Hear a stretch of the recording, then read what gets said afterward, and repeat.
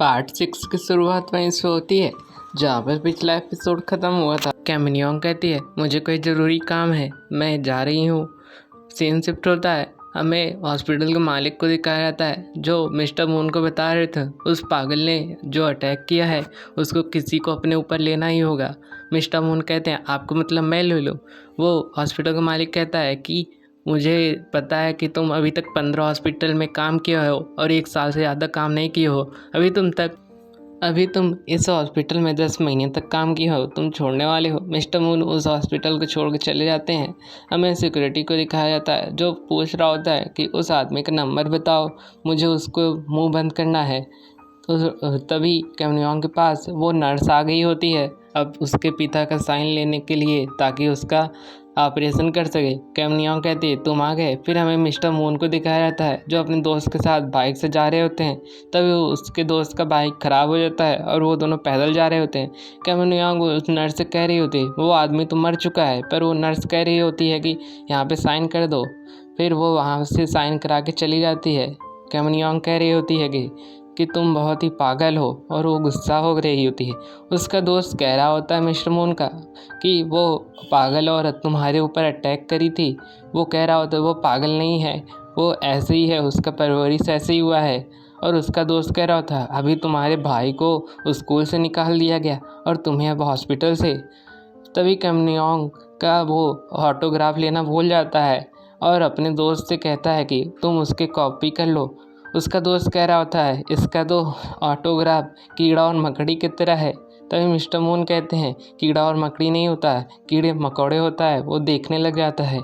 तभी उसका एकदम ऑटोग्राफ सेम टू सेम हो जाता है और वो दोनों बहुत खुश हो जाते हैं और उसको मिस्टर सैंग के पास लेकर जाके दिखा देते हैं और कहते हैं हमने कैमिनियोंग का ऑटोग्राफ ले लिया है।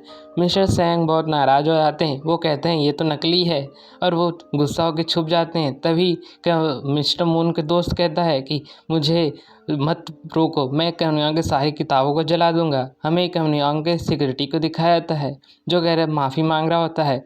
हमें मिस्टर मून को दिखाया जाता है जो कहानी पढ़ रहे होते हैं। वो कह रहे वो उस कहानी में वो बता रहा होता है कि वो लड़के की सारी बुरी यादें तो चली गई थी, पर अमावस की रात के दिन वो चुड़ैल उसके पास आई होती है और उसके वादे के मुताबिक उसकी आत्मा लेकर चली जाती है। अब मिस्टर सैंग के सपने को दिखाया जाता है जो डर जाते हैं। तभी वहाँ पे लैंडलॉर्ड आ जाती है। वो कह रही होती है अभी हमारे सबका लिस्ट पूरा भी नहीं हुआ है और वो घर छोड़ कर क्यों जा रहा है। हमें मिस्टर मून को कैमिनियोंग के ऑफिस में दिखाया जाता है। तभी एक बहुत तेज़ गाड़ी लेकर कैमिनियोंग आ रही होती है। तभी मिस्टर मून से वो कहती है कि तो आप यहीं पे खड़े रहिए, हमारे बॉस अभी थोड़ा लेट हैं। वो सिक्योरिटी को कह रही होती है जो पब्लिशर भी है इस कंपनी का, और आज एक नई किताब लॉन्च होने वाली है ज़ॉम्बी किड्स। तभी वहाँ पे कैमिनियोंग आ जाती है।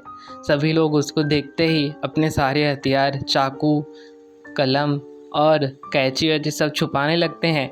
तभी कैमिनियोंग वहाँ पे पहुँच जाती है और एक डेस्क खाली होता है। वो कहता है यहाँ पे कौन बैठा है। वो वहाँ से एक चाकू लेकर चली जाती है।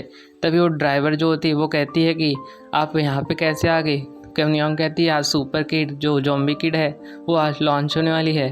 तभी कैमिनियोंग मिस्टर मून से कहती है अब तुम कितने खूबसूरत हो। कैमिनियोंग कहती है तुमने अपना मुंह बंद करने के लिए कितने पैसे लिए हैं। कैमिनियोंग ऐसे मिस्टर मून से कह रही होती है। मिस्टर मून कहते हैं मैंने कोई पैसा नहीं लिया है। वो पूछते तब फिर तुम क्यों आए हो यहाँ पे।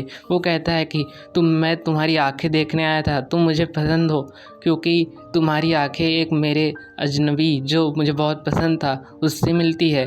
वो कह रहा होता है कि वो बहुत पागल और बहुत सनकी किस्म की थी और बहुत डरावनी भी थी, पर वो मुझे फिर भी पसंद थी। मिस्टर मून कैमिनियोंग से ऐसे कह रहे होते हैं और यहीं पे ये कहानी ख़त्म हो जाती है। और तभी वहाँ पे सारे फ्लैशबैक दिखाए जाते हैं जहाँ पे मिस्टर मून और कैमिनियोंग मिले होते हैं। अब आगे क्या होगा देखेंगे नेक्स्ट पार्ट में। Bye bye. चैनल को सब्सक्राइब और वीडियो को लाइक कर लीजिएगा।